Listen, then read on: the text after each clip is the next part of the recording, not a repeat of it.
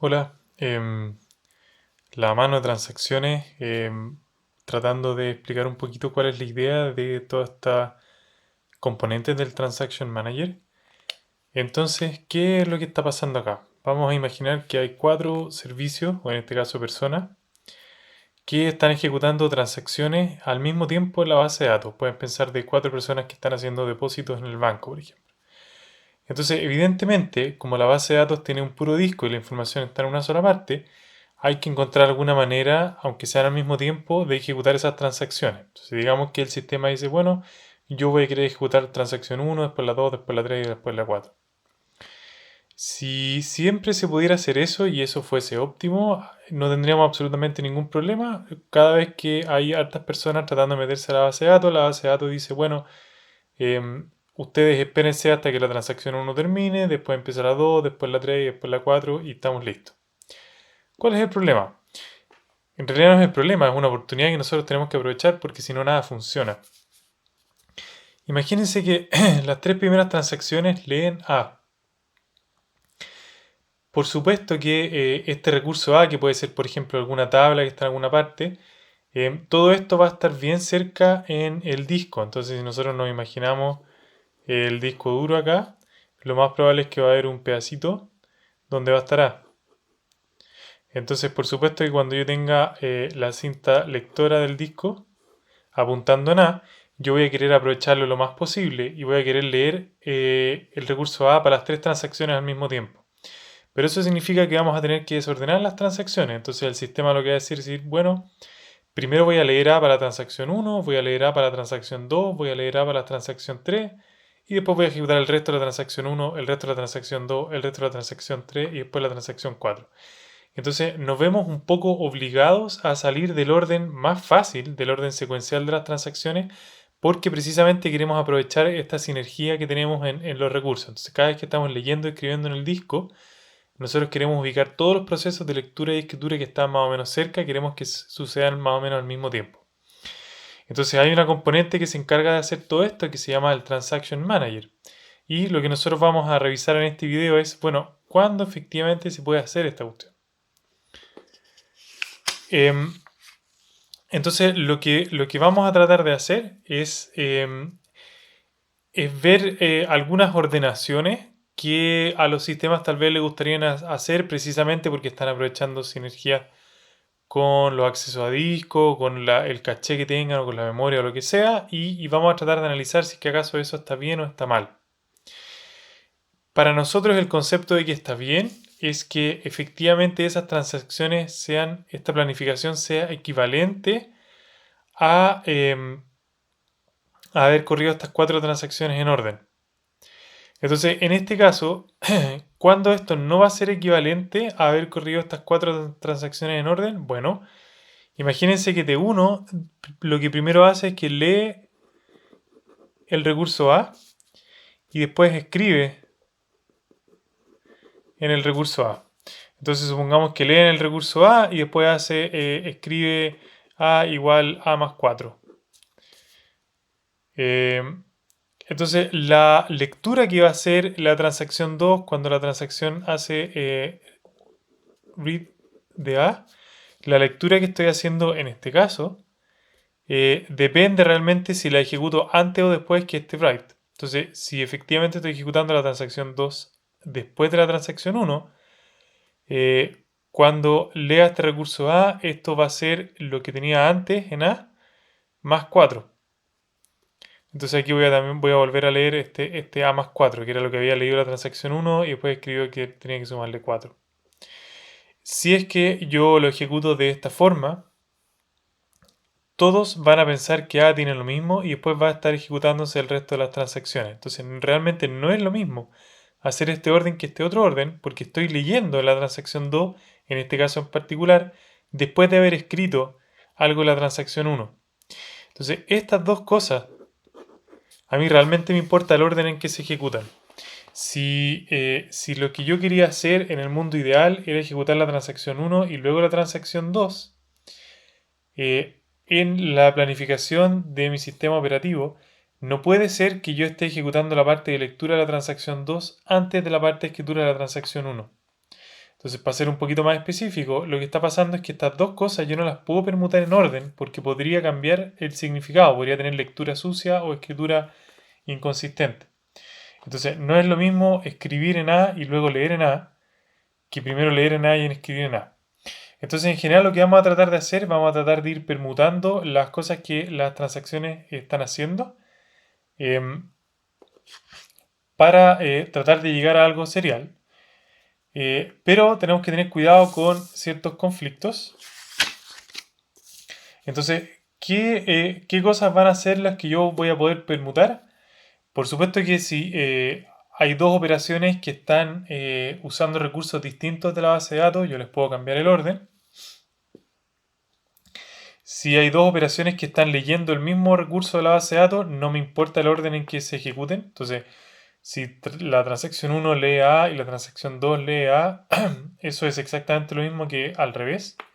Pero lo que les decía, no es lo mismo leer y escribir que escribir un typo. Ahí sí. No es lo mismo hacer read y write que write y read.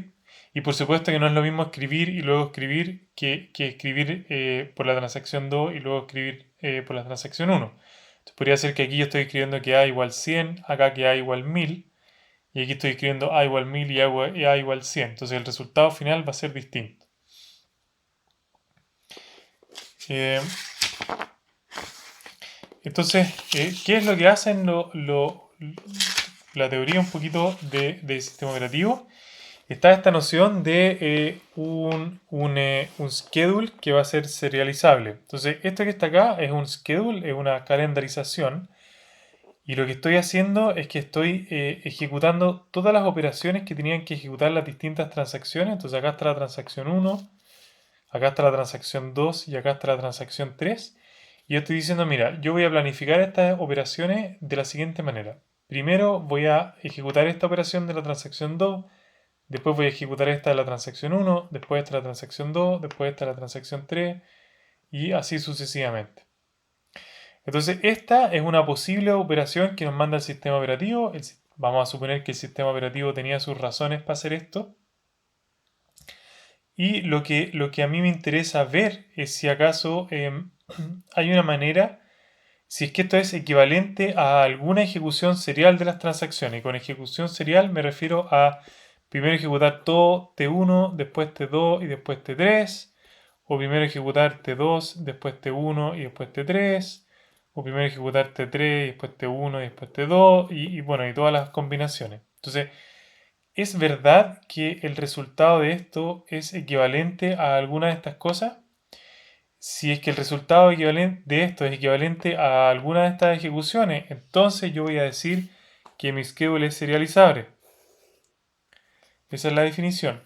Y la manera en que yo compruebo esto es tratando de permutar las operaciones en las transacciones siempre y cuando no entre en conflicto. ¿Y a qué me refiero con permutar? Por ejemplo, habíamos dicho que si yo estoy operando distintos recursos en el disco, a mí realmente no me importa el orden en que estas cosas ocurran. Entonces acá yo puedo permutar, puedo efectivamente hacer el swap y voy a decir, en realidad en este instante de tiempo voy a hacer esta operación de read en el recurso A y en el instante 1 lo que voy a estar haciendo es que voy a estar leyendo el recurso B por la transacción. Entonces ahí efectivamente permuté, cambié el orden en que hacía las cosas. ¿Qué cosas no voy a poder permutar? Por ejemplo, estas dos. Esto yo no voy a poder cambiar el orden. ¿Por qué no? Porque aquí estoy leyendo en el recurso A. Perdón, acá estoy escribiendo, esto es write en el recurso A y aquí estoy leyendo en el recurso A. Entonces no es lo mismo escribir y luego leer que leer y luego escribir. Entonces esto no lo puedo permutar. Lo que sí puedo hacer, por ejemplo, es que este B que está acá lo puedo llevar hacia arriba permutando con cada una de estas cosas porque estos hablan de B y de A y este habla de B. Y lo mismo con estos read y write. Esto yo los puedo permutar hacia arriba. Entonces finalmente, si yo permuto, a lo que voy a llegar a esto que está acá. Entonces, con estas permutaciones, lo que yo estoy mostrando es que este schedule que está aquí, el original, era efectivamente equivalente en resultado a ejecutar la transacción 1, después la transacción 2 y después la transacción 3. Eso es lo que yo muestro con estas permutaciones. Entonces en este caso voy a decir que este schedule es serializable y significa que ese schedule está bien, que no voy a tener ninguna inconsistencia porque es equivalente a si hubiese hecho estas cosas separadas. Con esa definición a mí me basta. El problema es que para poder ver esta definición lo que yo realmente tengo que hacer es que tengo que ir probando todas estas permutaciones una por una. Y la cantidad de permutaciones posibles es alta. Y de hecho decidir si un schedule es serializable, este problema es NP completo, que es algo que nosotros definitivamente no queremos estar resolviendo en el runtime de la base de datos. Entonces por eso sale esta otra definición que se llama conflict serializable, que es un poquito más débil. Puede que yo viole algunos schedules que realmente son sanos, pero no me importa porque estoy decidiendo que efectivamente estas cosas son serializables de una manera muchísimo más fácil. Entonces, ¿cómo lo hago? Yo voy a construir un grafo donde los nodos son cada una de las transacciones y luego va a haber una arista si es que hay una operación que yo ejecuto antes en un nodo y después hay otra operación que yo ejecuto después en este otro nodo y de manera en que estas cosas no se pueden cambiar de orden. Entonces mejor con un ejemplo. Acá estoy escribiendo en el recurso A en la transacción 2 y acá estoy leyendo en el recurso A en la transacción 3. Acuérdense que no es lo mismo escribir y leer que leer y escribir. Por lo tanto, no puedo cambiar de orden estas cosas. Lo que me dice que de alguna manera la transacción 2 tiene que ir antes de la transacción 3. Entonces yo voy a poner esta lista. Transacción 2 a transacción 3. Si nosotros vemos por este lado, ¿cierto? La estoy leyendo en el recurso B en la transacción 2 y después estoy escribiendo en el recurso B en la transacción 1. Por lo tanto, hay una arista de 2 a 1. Y estoy escribiendo en el recurso B la transacción 1 y estoy escribiendo en el recurso B la transacción 2, por lo tanto hay una arista de la transacción 1 a la transacción 2. Este grafo tiene un ciclo, lo que intuitivamente me dice que no hay ninguna manera de ordenar estas cosas. Si el grafo no tiene el ciclo, yo puedo ordenar las cosas y significa que yo finalmente voy a ser capaz de serializar esto que está acá. Entonces esto va a ser equivalente a alguna ejecución serial. Como este grafo tiene un ciclo, este schedule que está acá, esta forma de correr las cosas, no va a ser equivalente a ninguna ejecución serial de T1, T2 y T3 y por lo tanto yo voy a decir que este schedule es un schedule malo y el sistema lo debería rechazar. Esa es la idea.